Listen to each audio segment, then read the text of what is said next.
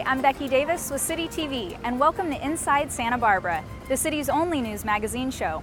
We bring you up to date on the city's most significant issues, projects, and events. Nearly 10 years ago, a tragic event took place right here in downtown that had a profound impact on our community.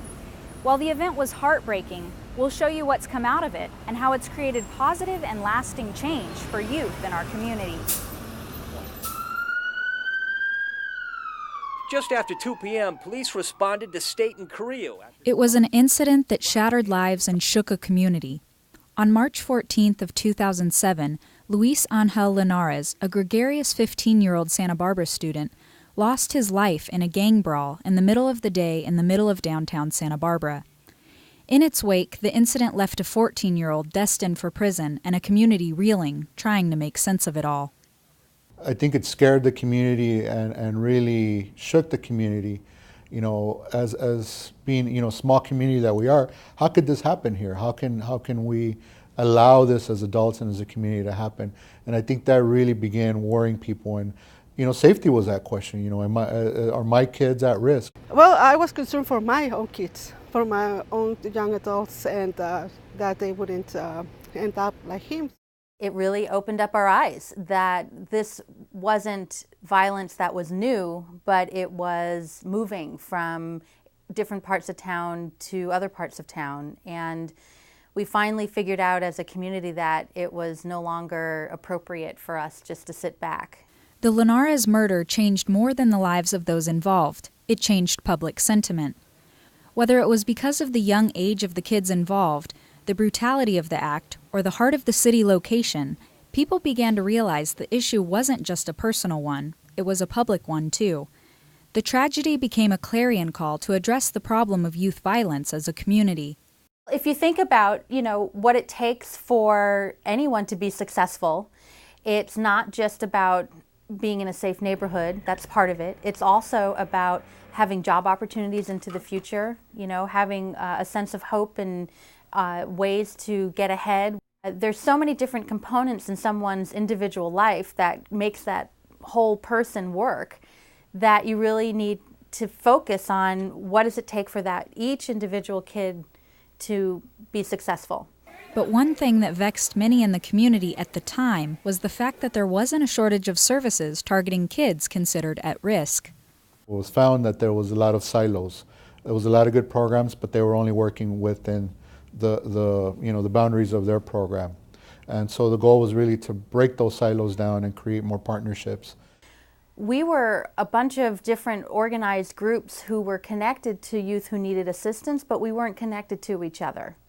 And for example, the school district not knowing what probation was doing, the city's park and recreation department not necessarily knowing all the details behind the sheriff's department work, or organizations' social service groups.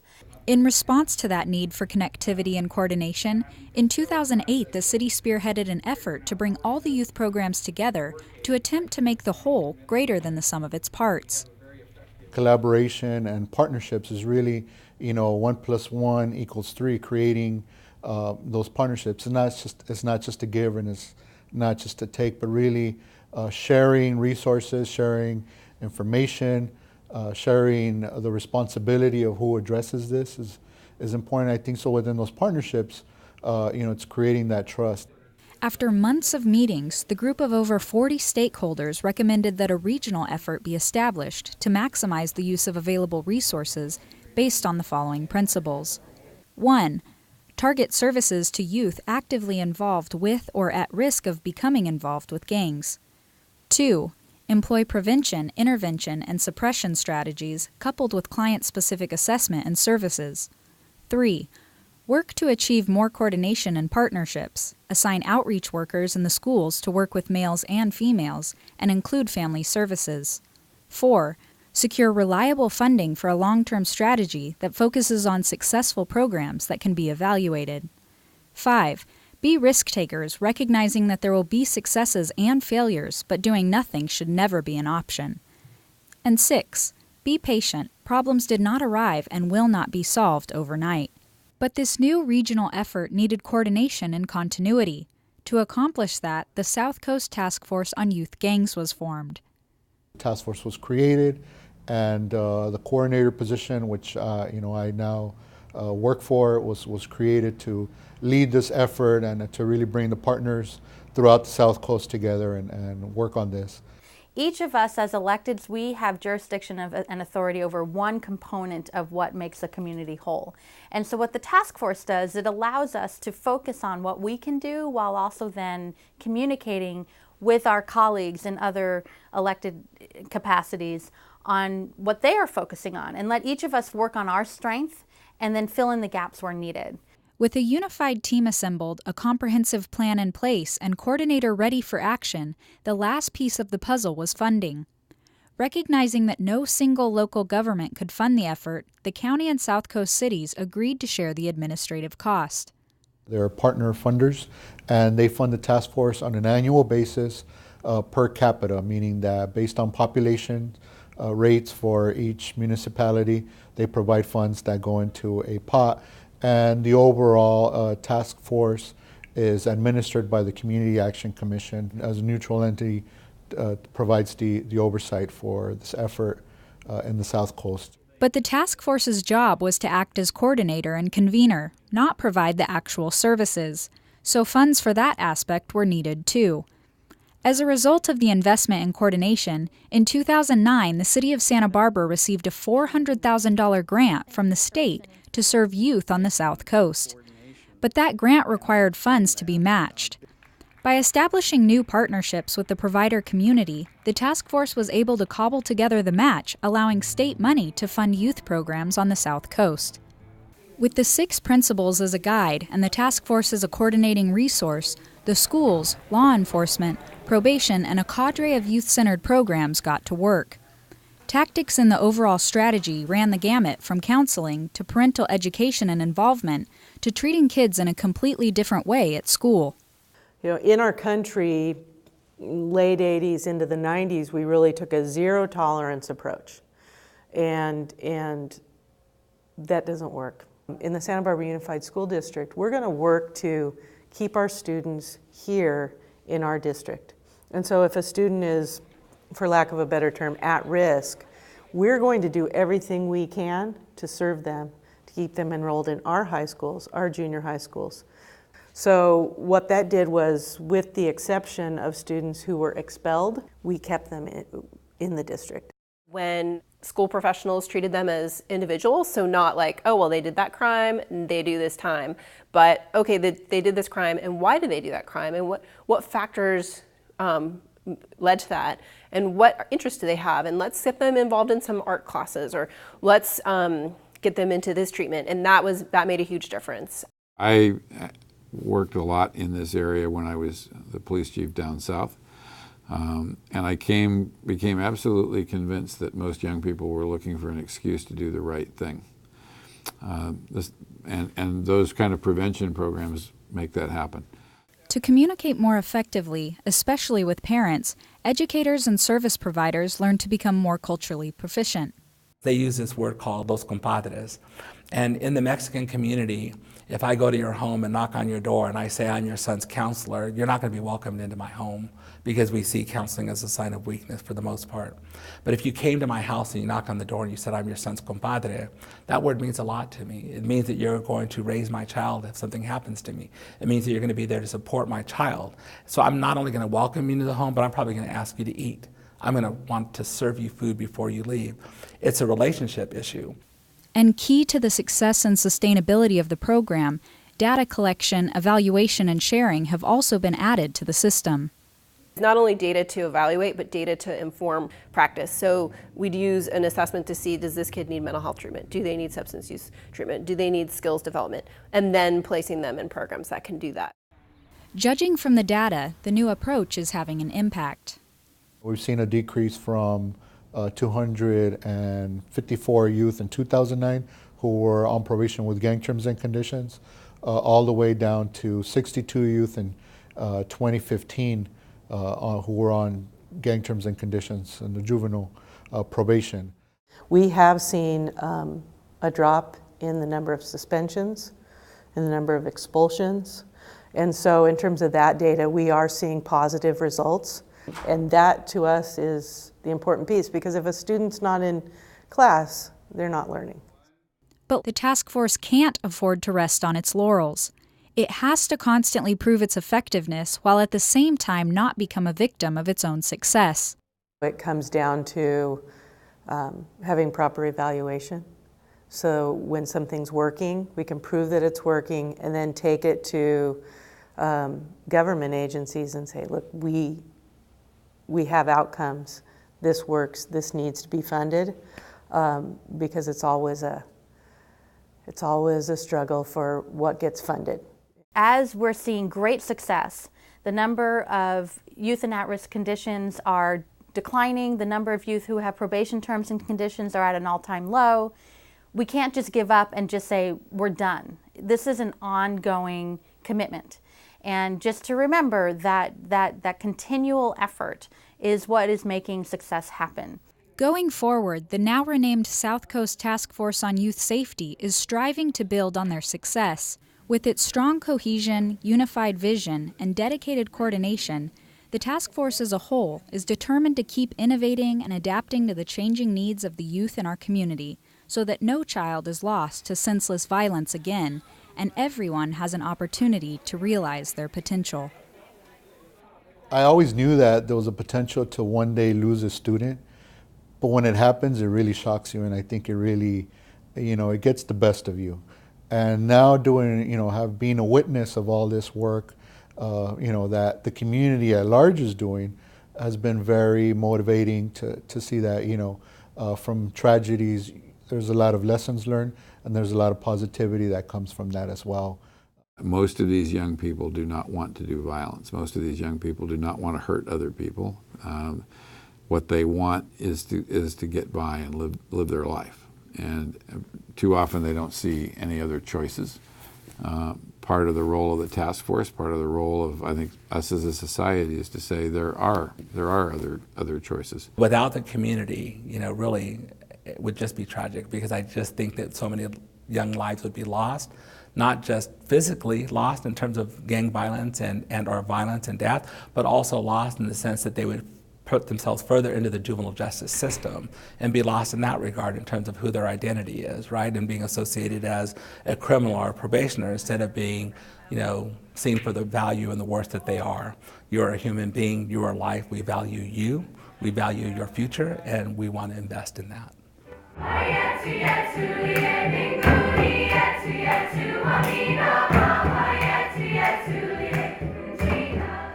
For more information about the South Coast Task Force on Youth Safety, visit youthsafetytaskforce.org.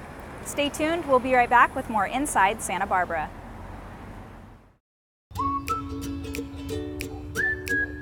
Hey John, you know that stuff is toxic to all insects? I just want to get rid of aphids. Yeah, it's also harmful to aquatic life when it washes into our creeks and oceans. Creek man? Citizens, word on the creek is there's a poisonous pesticide problem. No, Not to worry. Beneficial bugs will take care of that. We're just talking about how to care for our yards and the creeks. Glad I could be of assistance. It doesn't take a hero to protect our creeks and ocean.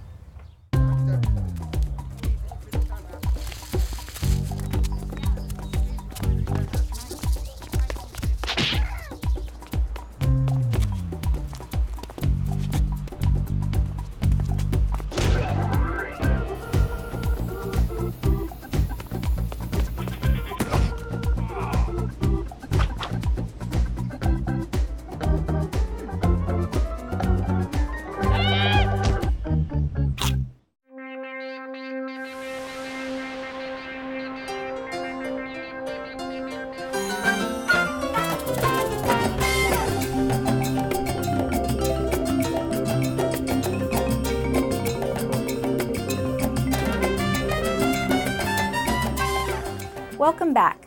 Have you ever come across a construction project and wondered what it was all about? Or heard about a public event that you would have loved to attend if it wasn't too late? Up next, we'll show you how the city makes it easy to stay informed about what's happening in your community.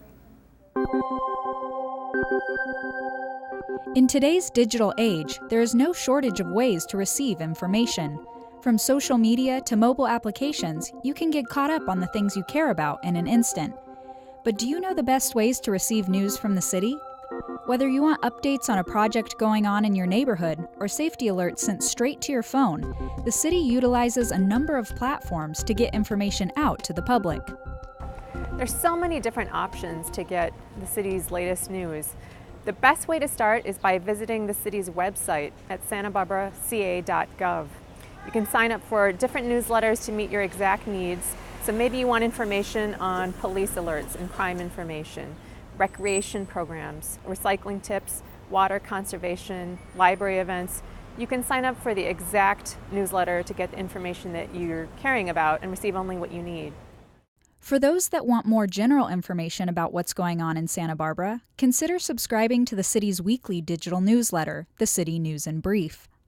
Then you can get updates from all city departments, police, fire, library, parks and recreation, and you'd get information ranging from construction updates to events happening in the next few weeks to sales tax revenue from the last quarter.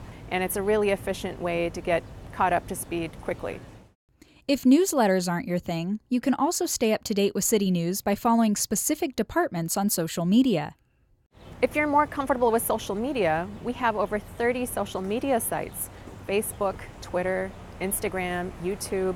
So you can learn a lot of the city information for different departments or citywide news just by logging into Facebook or checking into Twitter. Social media in particular has played a significant role in shaping how the city can get news out to the public, both quickly and efficiently. My predecessors in this role would write a press release, and then you would have to rely on a reporter on the other end to take an interest in that piece. But in the last 4 years using social media, in addition to putting out information to the traditional media, I have the ability to put a lot of information out directly to my audience. So it's my message going straight to them, and it's unfiltered. And I found that to be very, very powerful. The police department also utilizes a platform called Nixle to send police alerts and other community information directly to residents who subscribe. So someone here in town could sign up to receive information from the police department, from the County Office of Emergency Services, and even places where they don't live but maybe they have an interest in. And using Nixle, they can decide what degree of information they want, whether they want general information or simply alerts and advisories, and they can decide whether or not they want that information pushed to their mobile device. For information specific to your neighborhood or area of interest, consider using an application called Nextdoor. Another site that's very popular is Nextdoor.com. We have thousands of Santa Barbara residents who use that site to learn about information that affects their neighborhood only. They can share news that only their neighbors can see, so they've lost a dog, maybe they want to recommend a babysitter, discuss a neighborhood issue, and no one else can see it except for people who live in the neighborhood. The city regularly posts information that affects a small area of the city, so maybe it's a street closure or repair work that's only going to affect one neighborhood. So logging into Nextdoor.com gives you the ability to get neighborhood news. As a city user with Nextdoor, I can send out information specific to particular neighborhoods, or I can send out information citywide. And I found that useful on a few occasions where I've had to put out information about things like the Coast Guard doing training and using flares near Ledbetter Beach. Well, that's information that I don't necessarily need to clog people's emails who live on the north end, but it would be something that's pretty relevant for people that live, near Shoreline Park, that kind of thing. City TV, the city's government access channel, is another great way to follow along with what's going on in Santa Barbara. In addition to producing informational videos on a variety of topics, Channel 18 also serves to make the government decision-making process more transparent and accessible to the public by broadcasting city council meetings and city boards and commission meetings. For those without cable, a live stream of Channel 18 is available online 24/7 at santabarbaraca.gov/citytv. People are finding their information and getting their news in so many different avenues, and we want to make sure that we have options on all of those, on Channel 18, on City TV, email newsletters, on the city's website, social media. Any of these places you're going to be able to find information from all city departments on programs and events. Staff's recommendation at this point is that council discuss the potential merit. To browse all the ways you can stay informed, visit santabarbaraca.gov/news.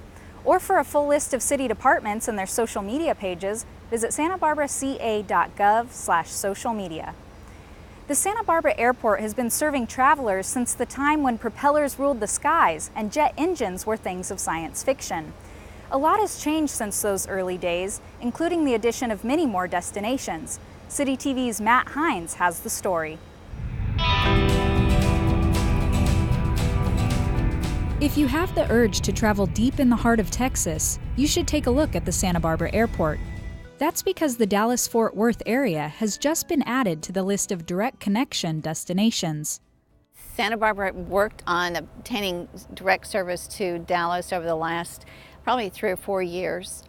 Working with our airline consultant, we put together a business case to present to American Airlines, indicating that Santa Barbara and the county had the population and the passengers needing that connection. Passengers needing that connection now have a choice of daily flights through American Airlines. To give area travelers the most options possible, airport administration continually lobbies the airlines for new flight destinations. We do lobby, and it's important to stay in front of the airlines, having your community and your air service needs presented to them on a frequent basis. And we do that working with our air service consultant to put the business case together, how many passengers there are in our area, the load factors that we anticipate we would have, how many seats we could sell. We also work with Visit Santa Barbara because we have mutual goals. They want to bring travelers to Santa Barbara, and we want to have those travelers fly into Santa Barbara. The addition of a new destination is welcome news, as recent trends like airline consolidation have posed some challenges for the Santa Barbara Airport. It's been going on for the last 10 years, to where you just have Delta, American, United are the legacy carriers, and you have Southwest and Alaska, and then you have low-cost carriers. But Alaska just announced they're purchasing Virgin America, so there goes another airline out of the mix. So the consolidation has really impacted small and medium-sized hub airports much more so than the large airports. The recent recession also took its toll on air travel in general, and SBA, like other airports across the country, saw passenger numbers decline. They're slowly coming back, and we're having to overcome not only the recession, but the consolidation with the airlines to where you really just have 3 major carriers in Southwest, and the loss of flights that we had. But we are coming back, slowly but surely. Passenger counts from the Santa Barbara Airport reflect that comeback. In fact, the numbers from June show a healthy 7% jump over last year. Airport administration hopes that travelers will consider the many advantages of flying with SBA. There's a brand new terminal with all the latest amenities, it's close enough to catch a ride or Uber, and you don't have to deal with the traffic, parking, and security checkpoint headaches of LAX or San Francisco. Our logo is easy come, easy go, and we came up with that because, quite frankly, it is so much easier to drive north as opposed to south. The airport provides great connections. TSA is easy to clear. You don't have the long lines. Parking is just across the street, and the prices are very, very reasonable. Plus, once you're here and you're upstairs, we have free Wi-Fi, great concessions, and you can't beat the view.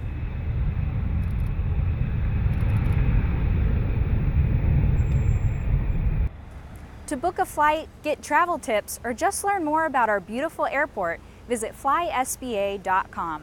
Stay tuned, we'll be right back with more Inside Santa Barbara.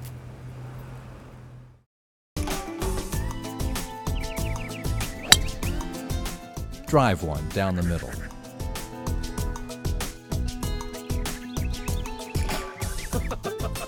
Chip it close.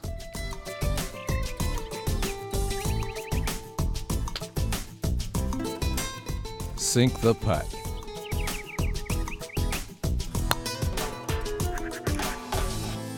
Get your game on at Santa Barbara Golf Club. Hey John, you know that stuff is toxic to all insects? I just want to get rid of aphids. Yeah, it's also harmful to aquatic life when it washes into our creeks and oceans. creek, man? Citizens, word on the creek is there's a poisonous pesticide problem. No, Not to worry. Beneficial bugs will take care of that. we're just talking about how to care for our yards and the creeks. Glad I could be of assistance. It doesn't take a hero to protect our creeks and ocean.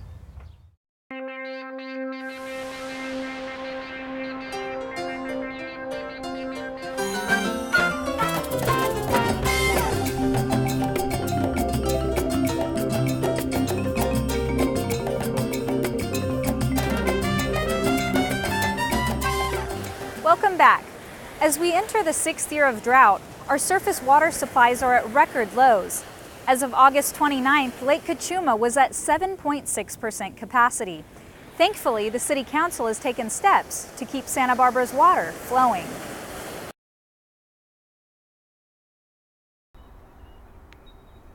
Due to the severity of this historic drought, the city has been working tirelessly to promote conservation among all its water customers, and has maximized the use of recycled water to irrigate parks, schools, and golf courses.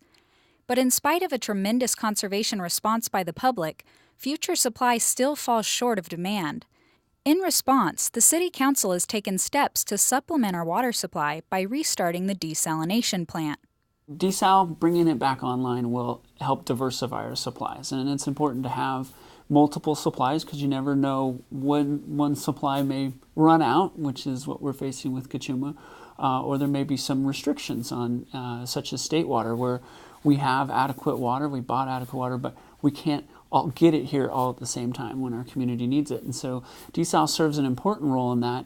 And looking ahead to this next year, it's going to be very critical. Desal will make up about 30% of our supply, with another 30% coming from groundwater, another 30% from our imported water through the state water system, and then the last 10% from recycled water.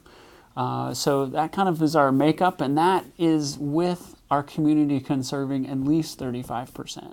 Thanks to infrastructure left over from the original 1992 plant, the reactivation is much farther along, and the construction costs are less than they would have been without it. It was really essential to have the facility that we had. It's put us so much further ahead. We did get the permits to operate our desalination plant back in 1996. We got the permanent permits, and we have the major infrastructure going out into the ocean. The intake areas is all developed where that's going to go. The property to put this on, a lot of the major electrical infrastructure has kind of already been established. The infrastructure that allows us to discharge the brine water is kind of already in play. Well, so far we've finished the underground piping and the electrical underground. Very big milestones, lots of equipment underground. We've also received the reverse osmosis skids. They came in several pieces. They've been set at the plant, and now we're connecting them together. So that's the main processing unit. So that's a huge milestone for us that they're actually on site. Construction of the desal plant started in August 2015.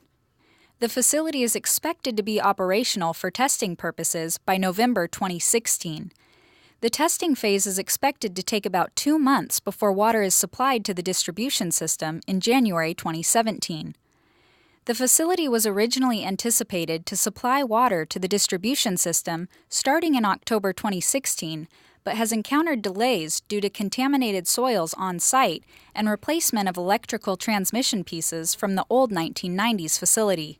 We hadn't expected to find contaminated soils at the site. When we started digging for some of the foundations and the underground work, we did find it.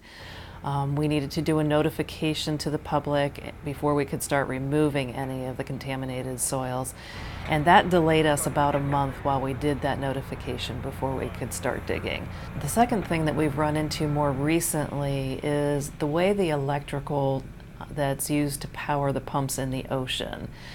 We've discovered a few things that are slightly different than what we had expected. The way they were designed, it's been very difficult for us to get those cables out of their conduit and put them back in again because of some transitions that they do as they go out to the ocean. I think the thing to remember also is when we built the plant the first time around, they did it in 8 months. They were in the same situation that we're in right now with a severe drought. and they were working very quickly to get the plant online. And so some of the things that were put in then just don't work as well for us now. The facility will use state-of-the-art technology and design practices to reduce electrical demand and environmental impacts. Thanks to improvements in technology, the plant will use 40% less energy than the original plant by using high-efficiency pumps, motors, and improved filter technology. With surface water supplies critically low due to 5 years of low rainfall, the desal plant reactivation will be a vital piece in helping the city meet its water needs. We're bringing the facility online at just over 3,000 acre-feet, which is going to be approximately 30% of our water supply. And so we hope that that's sufficient to get us through this drought cycle. We feel that's an adequate size for now, but you know, the potential for desal to help out regionally with our water supply needs is really important. The desalination facility is an important part of the city's water supply portfolio, which also includes surface water from Cachuma and Gibraltar reservoirs, groundwater, state water, purchased water, recycled water, and conservation. When the desalination facility comes online, extraordinary water conservation from the community will remain critical to meeting water demands during the drought. Even with desal, conservation is more critical than ever. It is key to being able to balance our supply mix. We cannot meet the demands of this community right now. We're going to need the community's conservation in order to make ends meet, and we will not be taking our foot off the pedal when it comes to conservation. As a whole, as a community, consistently meeting that 35% conservation target has been essential to allowing us to now enter the 6th year of this drought, which is unprecedented. For more information about the desalination project, visit santabarbaraca.gov/desal. The city is using a new and innovative way to clean the water distribution system. And as City TV's Chris Bell shows us next, this solution has a unique and necessary advantage. For decades, the city has implemented a water main flushing program as an important part of the maintenance of the distribution system. Flushing is done to clean the drinking water system, removing undesired buildup. Basically, the flushing program is an annual program where we clean out the mains. Traditionally, it required us to flush hydrants at about 5 feet per second in order to clear out any biofilm or sediment and discolored water to clear out our system. The flushing program used to clear out all 300 miles of the city water mains every year. I say used to because the conventional technique that was employed was suspended because it had one significant drawback. The traditional flushing methods usually waste about an estimated 13 million gallons per year. As the drought became serious, in about the 2nd year, we started to reconsider what our flushing needs were, and we temporarily suspended the flushing effort, or the traditional flushing effort. Even during normal rainfall years, 13 million gallons is a lot of water, but to send that much water down storm drains during a record drought is not an option. And that's why in 2013, the city temporarily suspended the water main flushing program and began searching for ways to effectively flush the mains without discharging so much water. Since then, we've actually discovered No-DES technology, and we've collaborated with ValveTech services. Instead of the traditional methods where we're just running water out of a fire hydrant, we hook up to 2 fire hydrants with a filtration truck, and we are actually able to have an influent filter the water through the truck while we're monitoring for turbidity and dosing for chlorine to maintain the quality of the water, and then reintroducing it to the system.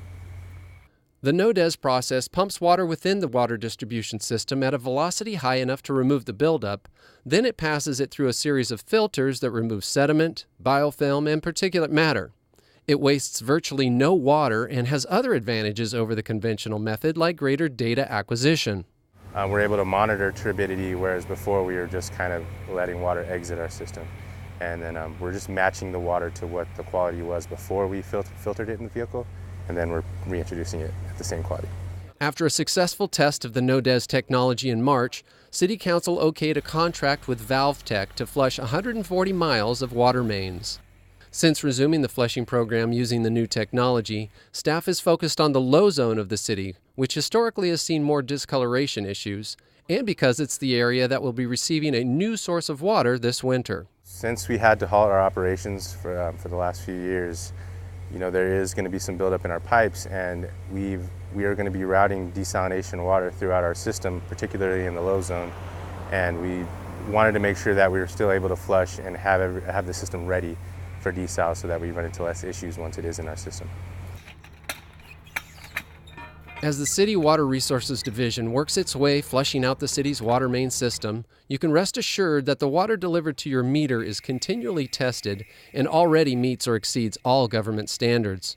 Also know it's not uncommon for water main flushing to temporarily cause cloudy or discolored water to come out of your faucet at home or work.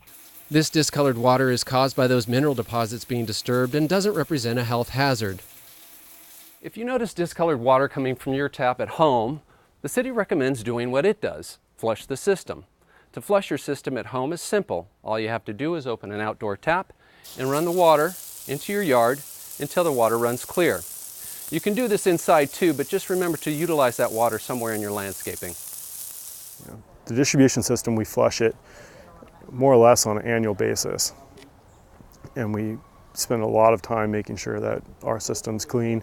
And we always urge private homeowners to consider their own flushing needs. Flush out your water heaters, flush out your plumbing from time to time, and then try to use that water for other purposes. Remember when you flush your system at home to use the cold water tap or a spigot outside. If you flush your potable water system and are still experiencing water discoloration, call Public Works Dispatch at 564-5413. If you've ever wondered what you can do to help preserve some of Santa Barbara's natural beauty, your chance is here. Coming up, City TV's Adam Brainin shows us some of the fun and rewarding activities offered during this year's Creek Week. Creek Week is an annual celebration of our local creeks and watersheds, hosted by the City of Santa Barbara Creeks Division, County Project Clean Water, the cities of Goleta and Carpinteria, and UCSB. There's a large assortment of events throughout the week. It kicks off with Coastal Cleanup Day on Saturday the 17th, so come out for beach and creek cleanups. Also throughout the week there will be tours of local restoration areas, hopefully some native planting events, lots of cleanups, and some tours. Creek Week started in 2000 as an outreach program to bring awareness to creek and ocean pollution in Santa Barbara. It has since grown to include the cities of Goleta and Carpinteria. So some of the things that we've done at the City of Goleta in the past is we've had tree plantings with Goleta Valley Beautiful in riparian areas. We've sponsored a number of creek cleanups with other organizations like Santa Barbara Channel Keeper and the Environmental Defense Center. I usually lead a bird watching trip down here at Goleta Beach County Park, and we do see anywhere of 20-25 different species during a 2 or 3 hour bird walk that we do here. Some of the more popular activities offered during Creek Week include rides on the amphibious land shark and a kayak trip in Carpinteria, which was offered for the first time last year. We went from the salt marsh out to the reef here in Carpinteria, and that's really neat because the Carpinteria Salt Marsh is a really unique estuary. It's a coastal salt marsh, and there's not very many of those left, and the fact that we have one here is very neat, and I think it's a great thing to share. You can look up and see the entire watershed from that point when you're out at the reef. Plus, the day that we did it last year, it was really clear, so people could see down at the bottom of the ocean, at the reef, and we had people who've lived here their entire lives who had never been out on the ocean on that kayak paddle, so we're hoping to do a couple more of those this year. Alongside these fun activities, Creek Week stays true to its core purpose of educating the community about our creeks and watersheds and creating environmental awareness. My absolute favorite part about Creek Week and all the public outreach activities that I do is working with the youth on learning about our watershed and the importance of clean water and just the little things that we can do that have a big role and a big impact in keeping our environment clean. Creek Week is really important to the city because it gets people to really understand the role of our watersheds and our creeks. And if they can understand how their actions can cause pollution to happen, then they can understand how they can prevent that pollution.